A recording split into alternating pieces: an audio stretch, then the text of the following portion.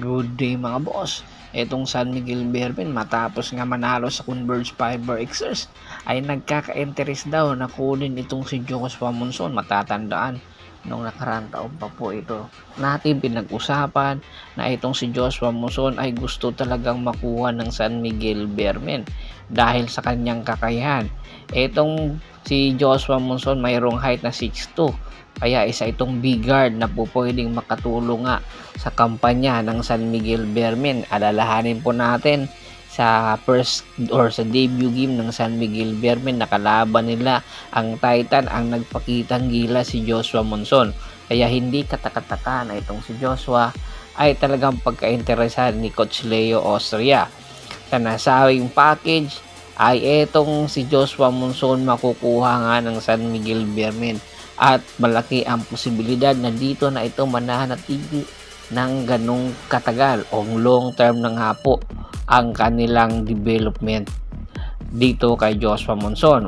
Noong nasa Pure Blend, rather nasa Northport pa ito, talagang inaasinta na nga po ito ng San Miguel Beermen. Hindi lang matuloy-tuloy dahil nga kung sakaling kunin ito dati sa Northport ay wala pong maiiwan star ang Northport, kaya posible magkagulo po ang mga tao. Itong si Joshua Monson nag-a-average po ng 20 points per game, 5 rebounds, 3 steals. Ito po yung tinitingnan, yung steals niya, kasi lalong umaangat ang kanyang talento sa pag-aagaw ng bola.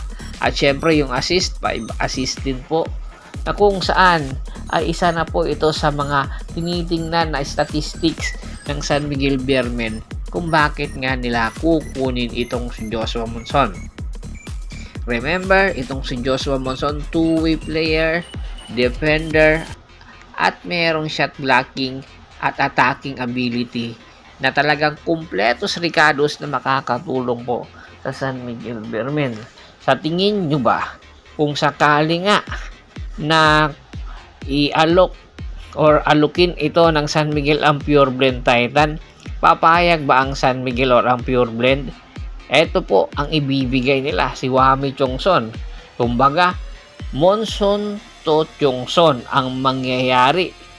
Kung napapansin po ninyo, si Wami, simula nang lumipat ito sa San Miguel Beermen, ay unti-unti na nga po na bumababa ang kanyang minuto. Isa po sa mga kadahilanan ay yung gustong point guard nga ni Coach Leo Austria, yung patangkad. Kaya naman itong si Wami, 5'11 lang po ang height nito. Pero hindi po magmamatter ang height dito pag kinakailangan mo ng puntos. Talagang maibibigay nga po ni Wami Chongson, which is ito naman talaga ang dahilan kung bakit nga kinuha siya ng San Miguel Beermen sa Terra Firma Jeep, sa kanyang scoring ability at syempre yung stabilizer na kikita ang potensyal ni Coach Leo Austria. Pero nagbabago rin po ang sistema, or nagbabago rin po ang San Miguel Beermen sa kanilang taste pagdating sa guard. Nakikita kasi ng San Miguel yung ibang mga kupunan pabata po ng pabata, tapos yung kanilang mga guard palaki po ng palalaki. Kaya hindi katakataka na isasama daw sa package ay itong si Chris Miller. Unti-unti na nga pong binibigyan ni Coach Leo Austria ng minuto itong si Chris Miller para lang sa ganon ay lumaki or tumaas ang kanyang value para mas maganda na i-package ito kay Wami Chongson papunta ng Pure Blend Titan.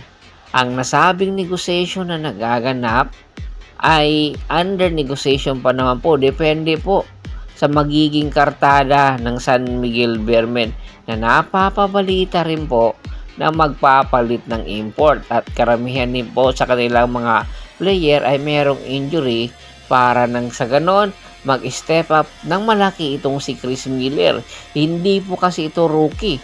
Ilang taon na po itong pumasok sa PBA, kaya ang experience nito, dalang-dala niya international, ay mas magpapaibig sa mga fans kung malilipat din ito sa Pure Blend Titan. si Wami Chongson at Chris Miller, malaki po ang posibilidad na maililipat sa Pure Blend Titan kapalit po ni Joshua Monson. Tingin nyo ba magiging patas na ito? Komento na sa baba ng video at pag-usapan po natin yan. Once again, this is Percival Monteron at your service. Don't forget to subscribe my sports channel at don't forget to click the notification bell button para nga po maging updated palagi sa kwentuhan. At bago po natin tapusin ang ating kwentuhan, shoutout muna tayo sa mga solid na followers na lagi pong sumusuporta sa atin. Kay Kagawad kat sa kinudukusin ng Hagonoy, Bulacan, Anthony Lucky Alon at sa Lucky Alon family, Jerome Sideño, Michael Rosalado, Yornel Belches, Yunel Alicante, Renanti Sigmanao, marami pong salamat sa walang sawa niyong pagsuporta. Pakibisita na rin po ng Facebook fanpage ko na Hapres PH3, Paul Goso at Boston para po sa mga karagdagan sports balita. Hanggang sa muling kwentuhan, maraming salamat po.